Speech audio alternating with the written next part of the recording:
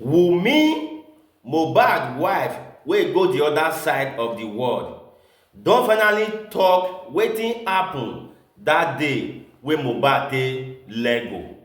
And the moment I see this, I began to ask, wetin make you hold on or stay for many years before you come dey talk right now? Abi na fire come dey enter your body? Hello my people, story full ground. This one na confession time. Feel am. Was like, why is he asking for the DNA of my child? Yeah. So at first, I didn't take him serious. Not until my father-in-law started talking about it. And I had to put a call through to him. You know, I called him, I asked him again, like, Daddy, what really happened? Like, why are you doing this to Liam? And he kept on saying, why do I have to take him to my mother-in-law's place? Does it bear my mother-in-law's surname? Like, what effort do I have to take him to my mother-in-law's place and not his own house in Ikorodu? Is he not the owner of his grandchild? You know? And I still try to tell me, Daddy, I'm scared because you've been going out there to say different things about me. But I'm scared. Like, you know, you cannot keep doing this and expect me to bring Liam to you. And he was like, okay, what's the problem? And, you know, he hung up. So I was expecting him to talk about the DNA, but he never did. So I think, no, the next day he went on live on TikTok, on Instagram, like to talk about the DNA again. Like he was literally talking about it like almost every day. So I think 3 days after I called him again. Like I wanted to ask him, like, what does he really want? Like I really want him to stop going out there to defame my baby. But he didn't pick up my calls. I called him repeatedly for like a week, but he did not pick up. So I stopped calling. So I think around November, it was around November, he sent a message to my lawyer. Okay. Yeah, he sent a message to my lawyer that I should bring Liam to him, that he want to perform a DNA test on him. So my lawyer sent him to me, and I told my lawyer that I am scared. Like, I'm scared to take my baby to him because he has gone out there to say so many defamatory things about me. He has said it publicly that he hates me so much. Like he even went as far as trying to cajole my brother-in-law to lie, like to implicate me one way or the other. You know, yeah, because you know he said it online that I used to put substance in my husband's food. Who said this? My father-in-law. Then I would go and F around after. Because he never knew it was my brother-in-law that prepared my husband's last meal. So when he got to realize that it was my brother-in-law, he put a call through to my mother-in-law. But fortunately, I was with her that day. So he just called to tell her that, he just got to know that it was Adura that prepared my husband's last meal. That Adura and Mama should come over to his house in Ikorodu so they will know how to package the whole thing and put it on my head. I was so fortunate to be with Mama that day because I had to put it on record. And, you know... So you have a recording of this? They should, you know, so that they will know how to put the other on my head. What if it was poison that killed my husband? That Adura should come to him because he does not want to lose another child. Because now he didn't know that it was my brother-in-law that prepared his last meal, and he has gone out there to talk about me putting something in his food. Because now we do not know the result, what the autopsy would bring. Like what if the autopsy said he died of poison? I'm so grateful that I was with my mother that day because it's not as if I had the intention of recording him, but I just had to do the recording because his intention was really bad. And for him to have thought of something like that, you know, I feel like, this man does not have my best interest at heart. But I was so fortunate to be my mother that day, so I had to put that thing on record. But that essentially means that your father-in-law wanted to accuse you of murdering your husband. He has tried. There is nothing he has not said. So when he got to realize it was my brother-in-law that prepared that last meal, he stopped that poisoning narrative. Then he moved to many other ones. Yeah. A question for those of us that may be ignorant of this. Okay. Why can't you do the test without him? The reason is because I've been called different names. He has called me a promiscuous woman. He has called me a cheating wife. You know, I've been called different names that people tend not to believe whatever I have to say anymore. Like, he has said so many things to my persons, and I feel like if I should get the DNA done without his concert without him being present, that will cause another riot.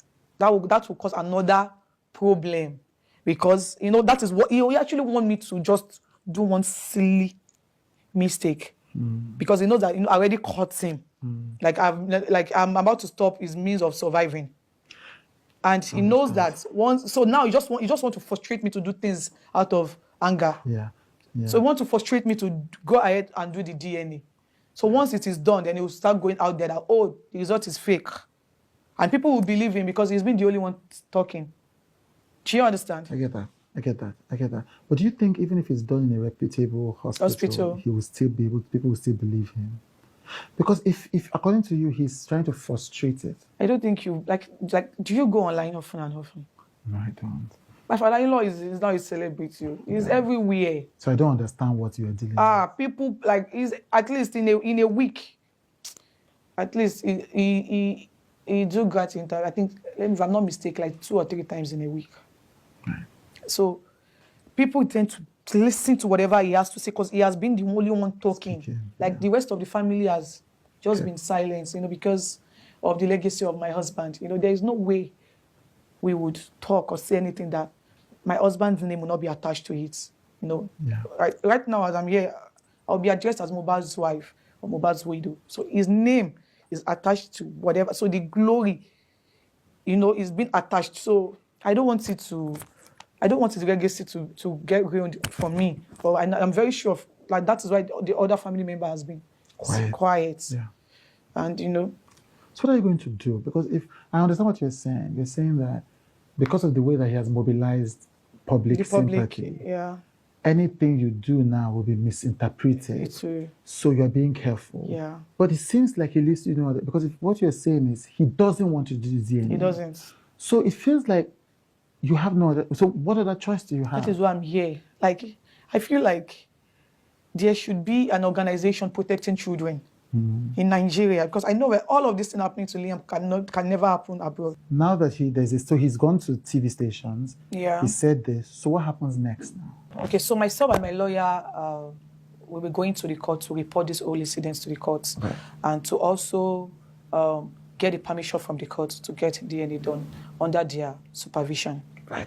So the court will supervise this. Yes. So your lawyer is deciding that you guys are going to the court to say, let's do this DNA. Yeah, under your supervision. Under your supervision, right. Yeah, and we might probably, we don't know, publish it online for people to see. So you ask the court for permission to publish the DNA. Yeah, so we can keep them updated on how this is going. The whole thing is going on, because I feel like my calmness will just make things worse.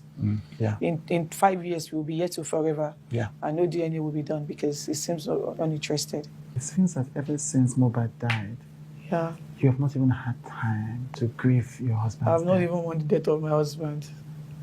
Like, I've not even seen closure at all. It still feels like my husband is still alive because he's in Yaba morgue. He has not been buried. He has not been buried. Yeah, he has not been buried. He has not been buried. It's so sad.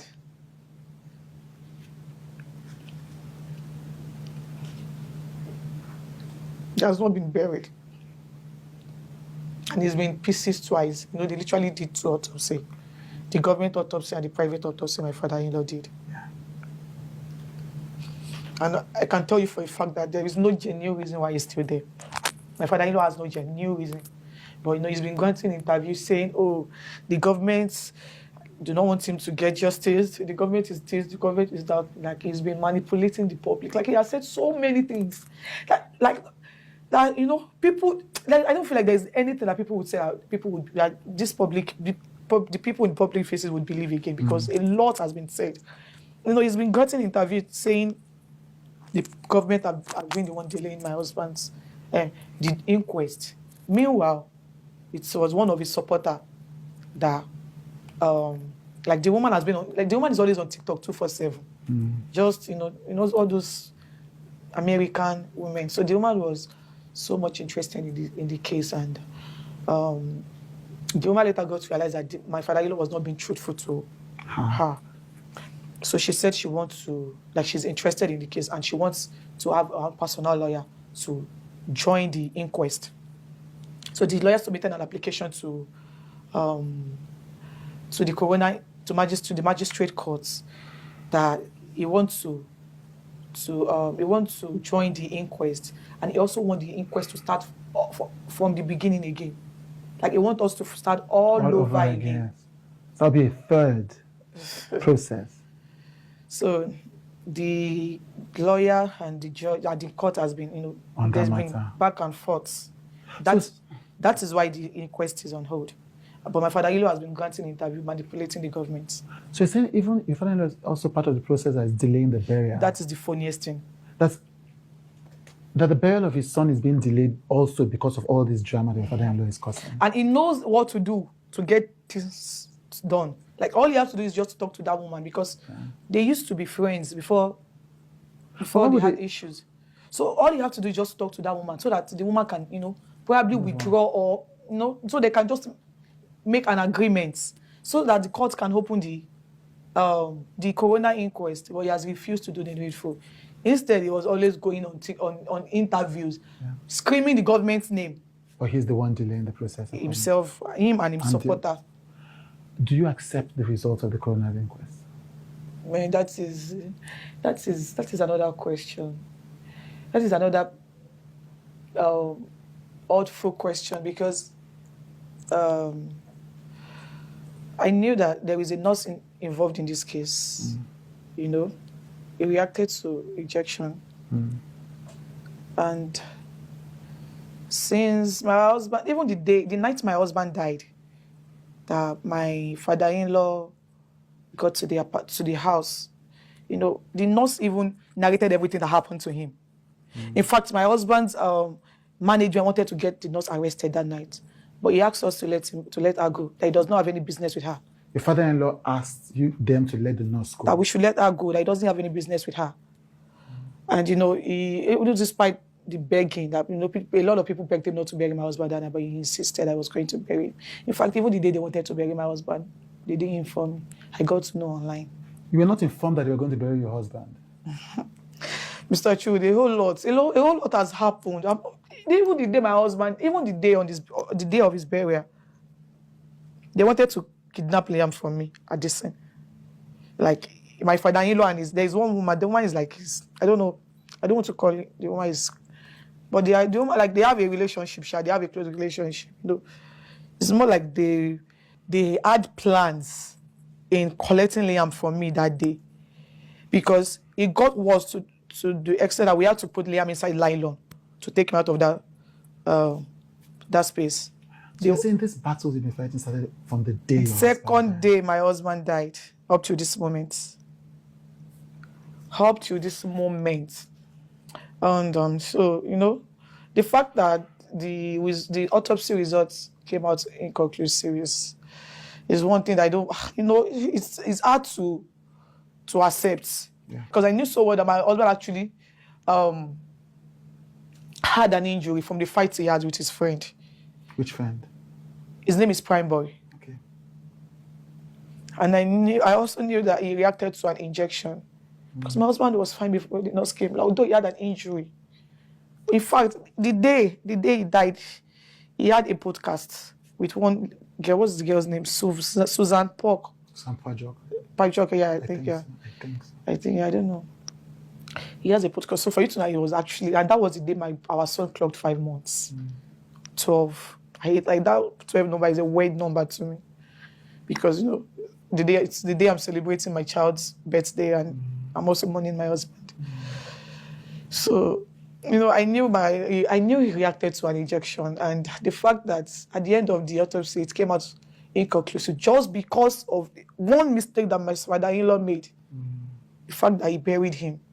Wunmi is the highest manipulation so far on earth. And the moment I see this, water wey no good comot for my eye, allegedly. See the way she dey comfortable, even cross leg, dey narrate her part of the story. Now you don gentle, but when you dey come out online, dey throw wetin no good to your father-in-law, mohbad papa. That time you no know say you dey give that man gbasgbo, you dey give that man wetin no good, your father-in-law. But the way you dey talk, na e go be like say you be innocent, you gentle. Okay, I remember that time when you dey do all those things, you no know wetin dey do am. You dey do am out of duress or pepper body, abi? Just dey play, just dey play. Fear Wunmi. Now you dey dance left and right. We no wan hear wetin happen to property or wetin concern property, who dey get property, DNA or no DNA, that one no concern us. Wetin happen to your husband, na that one the world, the public wan hear. Wetin kpai Mohbad? On this particular matter, you go know say una dey selfish for this matter. Na the property una just dey after.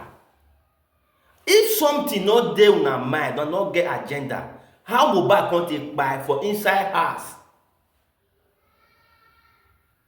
How e come take kpai? We get hospital many for this country, japa, even the state wey for kpai. Una no call any emergency. Una no rush am go any hospital. Una come dey call nurse wey dey under man country. If you no get agenda. Now you wan like switch the whole matter give Papa Mohbad now. Now be wetin you dey try to dey talk. You wan comot your body? Yeah. Wunmi, fear God o. Fear God, fear God. Thank God say you don see born boy pikin. Whether na Mohbad get am o, no be you o, but as far as say na your pikin, nemesis dey, karma dey. I just dey laugh. I just dey laugh. Forget all this your crocodile story, this cook and bush story. We no wan hear this one. Wetin we dey find na justice for Mohbad. Forget people wey talk say this one not say what is the way forward, Wunmi. You wan tell me say Mohbad leg go by himself, or na the injection wey the nurse, quack nurse give am, na him leg go am, or na the fight wey him with a prime boy fight, na him leg go am? You no fear you say dey put Naira Marley story for inside, abi? Even though Naira Marley and Mohbad first get misunderstanding wey not clear, but the day wey e kpeme, those people dey there, or Mohbad just sleep, e no come wake up. Na the question wey me dey ask you, or na something happen, or na to do gbasgbo. Abeg, answer this question. And wetin come hold you so long wey you no gree grant interview, wey be say na now after many years you come dey talk? Wetin fair owe you? Now you dey see the reality of the world. Okay. Yo, I laugh. Una go talk o. Una go talk. Man, no worry. The message wey dey send person wey dey stammer, he must deliver am. E go take time. Justice for Mohbad. You yourself, you must talk wetin happen.